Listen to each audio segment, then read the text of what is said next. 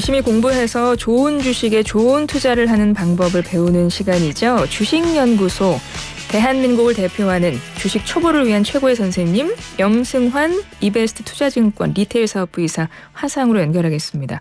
이사님 안녕하세요. 네, 안녕하세요. 예, 미국이 디폴트 시한을 코앞에 두고 백악관과 공화당이 부채한도 협상에서 합의했습니다. 관련 법안 지금 처리하는 절차에 들어갔다고 하던데 뉴욕 증시 영향을 받았나요?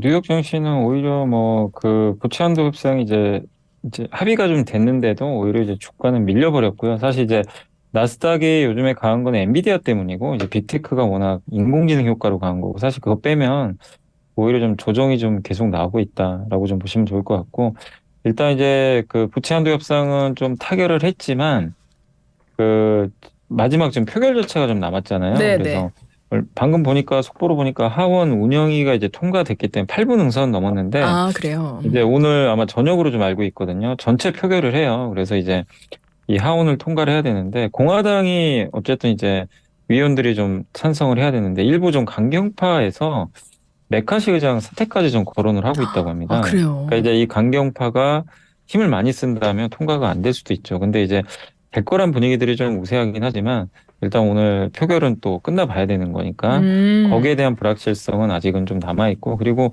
어쨌든 이제 부채한도 협상과 관련해서 이게 타결은 됐지만 다행히 이제 저번에 말씀드린 대로 우리 한국에는 좀 다행이었던 게 친환경 법안은 건들진 않았어요. 아, 예산 그래요? 삭감은 없었고 그래서 이건 좀 다행이었는데 미국에서도 보면은 이제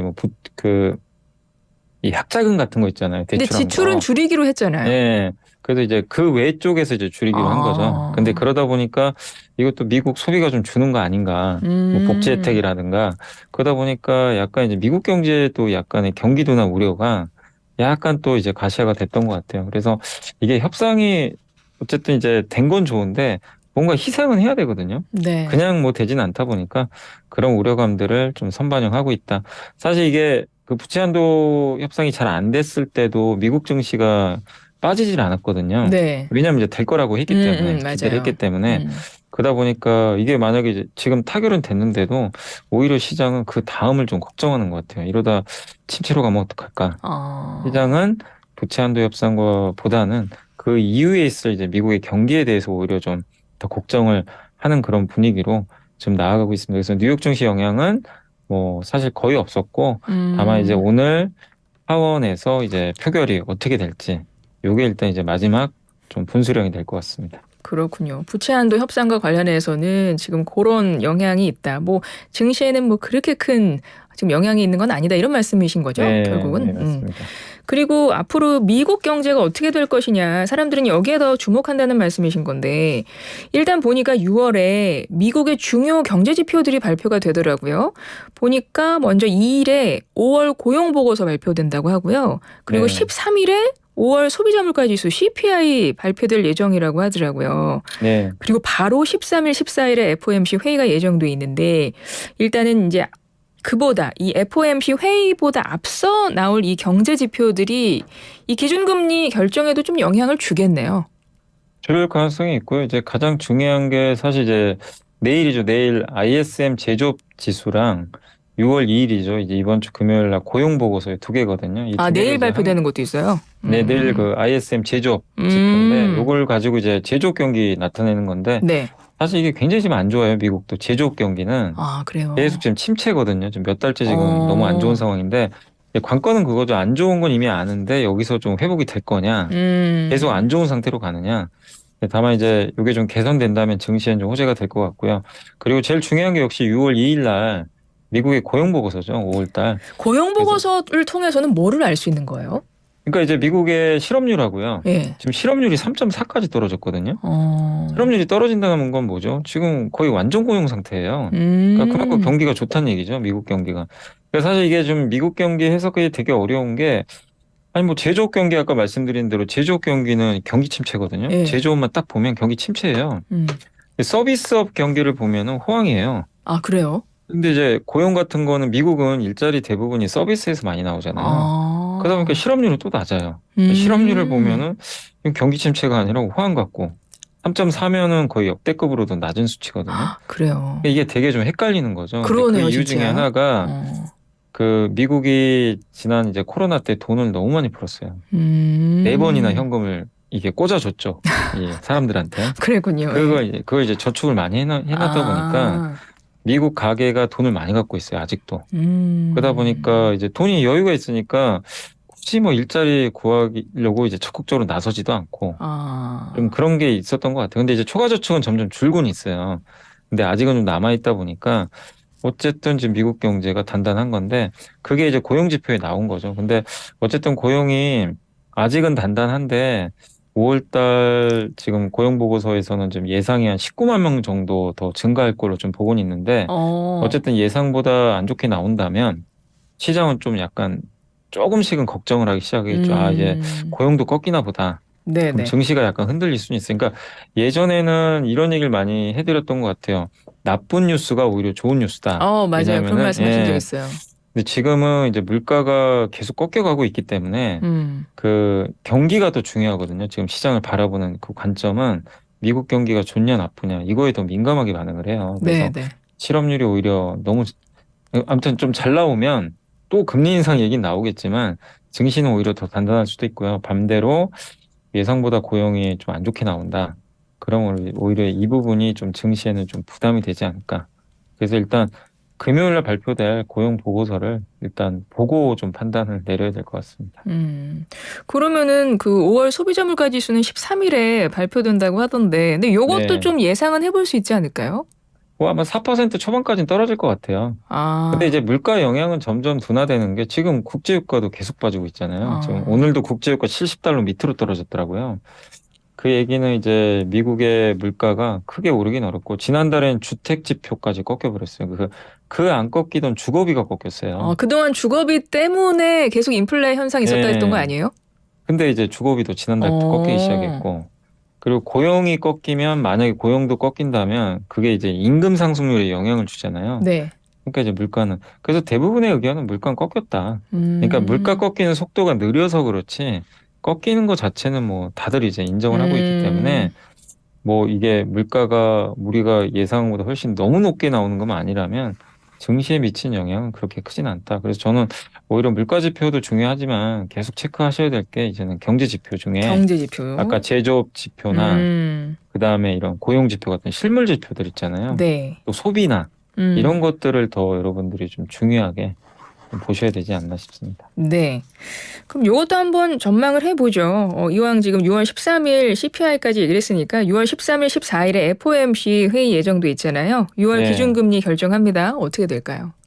일단 지금 시장이 이게 참 확률이 너무 오락가락하니까 얼마 전만 해도 금리 인상 확률이 거의 없었는데 또 이제 최근에 발표되는 미국 경기 지표가 나쁘지가 않거든요. 그러다 보니까 이번 6월에는 예상이요. 금리 인상 확률이 더 높아졌어요. 원래 동결 쪽에 더 힘이 실린다 그러지 않았었어요, 지난주에? 근데 바뀌었어요, 또. 이번 주 들어와서 68.8%. 왜냐하면 미국 지역은행 리스크도 많이 완화돼 버렸고 그다음 또 엔비디아 막 이런 이제 이슈들 때문에 주가가 올라가니까. 그러다 보니까 이제 근데 연준 의원들은 계속 매파적인 발언을 합니다. 금리 더 올려야 된다. 지금도 계속 그래요? 여기서 국비를 늦추면 안 된다. 물가 잡을 때 더 잡아야 된다. 강경 발언 이제 쏟아내는데 사실 파웰 연준의장은 거의 금리 인상 끝나는 발언을 했거든요. 그랬던 것 같은데요. 근데 이제 다른 연준 위원들이 이제 뭐 언론 인터뷰나 이런 데서 자꾸만 또 너무 세게 일을 하니까 사실은 68.8이면 좀 애매한 수치긴 하거든요. 근데 어쨌든 저것도 이게 뭐 손바닥 뒤집듯이 그냥 바뀌니까 순식간에. 그래서 만약에요 또 이번 주 금요일 날 고용지표 만약에 안 좋게 나오잖아요. 그럼 좀 쏙 내려가겠죠. 그래서 사실 저거에 뭐 너무 의미부여하지 마시고 저는 개인적으로는 뭐 제가 뭐 맞출 능력은 안 되지만 한번 올릴 수는 있다 하더라도 어쨌든 금리 인상 사이클은 저는 거의 끝났다라고 보고 있고 왜냐하면 지금 이번에 올리면 5.5까지 가거든요. 근데 만약에 미국 소비자 물가가 빠져서 4까지 빠지면 너무 격차가 벌어져요. 그렇다고 미국 경제가 호황은 아니잖아요. 이 상태에서 그러면 계속 금리를 올려서 물가를 더 잡겠다. 그건 저는 좀 너무 오버라고 생각합니다. 그럼 진짜 경기 침체 가는 거 아니에요? 그렇게 되면. 그러니까 그걸 연준 위원들이 모를 리도 없고 그 국제유가가 지금 많이 떨어졌어요. 70달러 밑으로 오늘도 그래요? 4%나 폭락을 했어요. 이런 상황에서 이게 뭘 의미하냐면 경기가 안 좋다는 얘기죠, 사실은. 예, 그 국제유가는 경기에 좀 민감하게 되잖아요. 네. 근데 그런 것들을 봤을 때 저는 개인적으로 금리 인상보다는 동결하지 않을까라고 예상을 하고 있습니다. 그렇군요.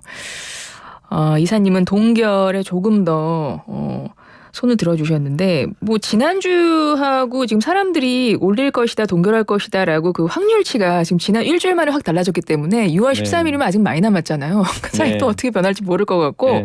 저는 한번 인상할 수 있다 이런 말을 하셨을 때 가장 크게 걱정되는 건 우리나라랑 그러면은 기준금리 차가 2%가 되는 거거든요. 네. 만약에 그런 일이 실제 그러니까 생기면 그거 괜찮습니까? 그거 감당할 수 있는 수준이에요, 우리가? 근데 그래도 아마 한국은행은 안 올릴 것 같고요. 아, 그래요? 당장은. 왜냐하면 지금 우리나라는 아직 가계부채 문제 좀 있고. 그러니까요. 그리고 이제 이거는 뭐 제가 결정할 건 아닌데 이창용 그렇죠. 총재도 되게 그때 제가 인터뷰한 거 봤거든요. 네네.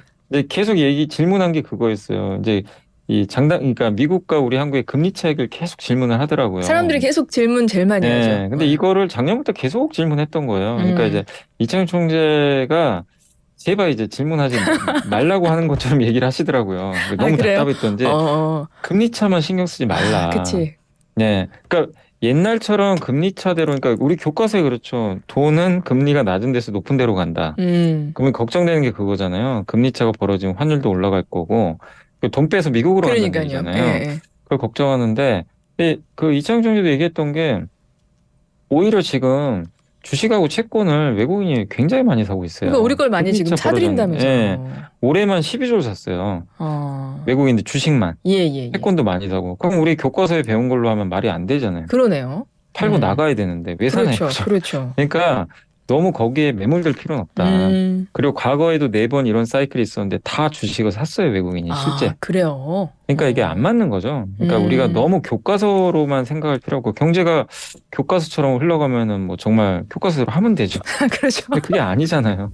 그래서 그죠. 저도 이창용 총재 의견에 전적으로 동감을 하고 이창용 총재 또 뭐라고 했냐면 만약에 이제 언제가 될지 모르지만 미국이 기준금리를 인하하기 시작을 하면 환율도 많이 더 안정화될 거고 이 금리차 문제도 많이 해소가 될 거다. 이렇게 또 언급을 하셨기 때문에 그러니까 너무 지금 이 좁은 요걸 보지 말라고 얘기하시는 것 같더라고요. 좀 큰 그림을 좀 그려달라. 네네. 그래서 아직까지 한국에 대해서 뭐 이런 금리차 때문에 뭐 자금 이탈은 걱정하지 말자. 이런 내용인데 근데 워낙 또 스킨십을 잘 하시는 분이니까 안 좋으면 뭐 얘기해 주시겠죠. 뭐 또 나오셔가지고. 그렇죠. 그러시겠죠. 그래서 저는 어쨌든 경제는 이창용 총재 얘기만 좀 한번 듣고 좀 생각하신가. 이창용 총재가 저는 어떤 전문가보다 더 대단하다. 그래요? 생각을 하고 있습니다. 그분 얘기에만 참고하시는 게 더 낫지 않나. 저는 그렇게 보고 있어요. 그렇습니다. 알겠습니다. 네. 하긴 뭐 금리 말고도 뭐 변수가 많다고 하더라고요. 다른 전문가분들 그런 말씀하시더라고요. 요거 뉴욕 그 증시 중에서 요거는 좀 여쭤봐야 될 것 같아요. 아까도 잠깐 말씀하셨는데 최근에 미국 반도체 기업 엔비디아 주가가 좀 눈여겨볼 만하던데 시가총액 1조 달러 넘었어요? 네, 한번 장중에 찍고 살짝 밀렸어요. 마감할 때는. 근데 이제 장중에 드디어 1조 달러 클럽에 가입을 했죠. 됐고 이제 우리나라 돈으로는 1,300조잖아요. 그런 거예요. 어마어마한 거죠. 예. 1,300조면 네네. 좀 가늠이 잘 안 되는데 얼마인 건지. 삼성전자 한 3개 정도 살 수 있습니다. 그래요? 삼성전자 3개 합치면 엔비디아 되는 거예요. 그렇군요. 시가총액 굉장히 높은 거군요. 이러니까 확 와닿네요. 기분이 안 좋네요. 그러네요. 그렇긴 하네요. 네. 근데 어쨌든 이제 엔비디아가 그 정도로 이렇게 올라간 배경은 그 경쟁자가 없어요. 왜냐하면 이제 챗 GPT를 하려면 저 엔비디아의 GPU 그래픽 카드가 필요한데 이거를 이제 만들 수 있는 경쟁자가 사실상 아직은 없거든요. 엔비디아 것만 써야 되는 거죠. 그러다 보니까 근데 요거에 대한 투자를 앞으로 많이 할 거 아니에요. 그렇죠. 삼성과 하이닉스도 만들긴 하는데 삼성과 하이닉스는 저 그래픽 카드에 필요한 보조 메모리 반도체를 만들어주는 거예요. 그러니까 엔비디아랑 이제 같이 가긴 하는데 실제 수혜는 엔비디아가 받는 거죠. 어떻게 보면. 그렇군요. 예. 그렇기 때문에 이제 엔비디아가 저렇게 좀 올랐고, 근데 엔비디아가 또 오르다 보니까 인공지능 관련된 기업들이 많이 올랐는데 그 중에 또 대표적으로 우리 또 한국의 개인 투자분들이 팔란티어라는 기업도 많이들 투자하셨더라고요. 이 기업이 이제 그 인공지능 이용해가지고 뭐 이제 범죄 현장이나 뭐 마약 거래 같은 거 있잖아요. 네. 아니 이제 군사 뭐 테러 이런 데서 그 감시하는 용도로 쓰이는. 그러니까 인공지능을 이용해서 감시하는 거예요. 옛날에 뭐 CCTV처럼 그런 거 만드는 회사인데 이 기업도 요새 주가가 많이 오르고 있어요. 그렇군요. 왜냐하면 이제 AI 관련 기업이다 보니까. 그래서 실제로 그러니까요. 지금 미국은 거의 AI 관련주 위주로 증시가 좀 움직이는 그런 상황입니다. 그렇군요. AI 붐이 이 엔비디아에 굉장히 큰 영향을 줄 수밖에 없었군요. 그 뭐 네, 고성능 맞습니다. 그래픽 처리 장치를 엔비디아만 공급을 하고 있다고 하니까 네. 예, 그런 영향이고 엔비디아 같은 경우는 그럼 국내 주식 좀 보겠습니다. 오늘 어떻게 마감이 됐나요? 오늘 이제 국내 증시 같은 경우는 그동안의 상승세를 좀 뒤로 하고 코스닥은 좀 오르긴 했는데요. 네. 코스피는 좀 빠졌습니다. 오늘 장중에 플러스 유지하다가 오후에 좀 빠졌는 게 이제 그 이유가 뭐냐면 오늘 장중에 중국의 그러니까 미국도 아까 제조업 말씀드렸지만 중국 제조업 지표 발표됐거든요. 네. 그게 또 안 좋게 나왔어요. 이제 기준치 밑으로 떨어졌습니다. 이게 48.8인데 네. 예상이 49.8을 예상했거든요, 시장이. 근데 48.8이니까 그거보다 훨씬 미치죠. 그러니까 저건 이제 중국의 구매 관리 담당자들한테 설문조사 한 거예요. 뭐 지금 주문 어떠냐, 앞으로 어떨 것 같냐. 그 예측치를 나타낸 건데 안 좋게 본 거죠. 지금 중국의 구매 담당자들이. 예. 저게 이제 실물 지표이기 때문에 굉장히 중요한데 중국 경기가 리오프닝은 하는데 제조업이 우리 예상보다 훨씬 안 좋아요, 지금. 그게 그러다 보니까 직접적으로 이제 우리 증시에 영향을 미치네요. 네, 저거 발표되고 증시가 빠져버리더라고요. 갑자기. 그래서 반도체도 빠졌고 경기 민감주 전체적으로. 그래서 오늘은 중국 지표랑 상관없는 업종이 2차 전지잖아요. 네. 우리 2차 전지 거의 미국 쪽이니까 2차 전지 올랐어요. 아, 그래요? 반대로 올랐고 반도체나 경기 민감주가 빠지면서 오늘 증시는 조금 한국은 부진했다. 라고 말씀드리겠습니다. 그렇군요. 요즘에 뭐 반도체주 좋다고 지난주에도 말씀하셨었고 계속 흐름이 좋을 건가라고 해서 좀 여쭤보려고 했었는데 중국의 그 지표가 경제 지표가 안 좋게 나오면서 오늘은 반도체도 조금 빠졌다. 예, 맞습니다. 이 말씀이신 거고.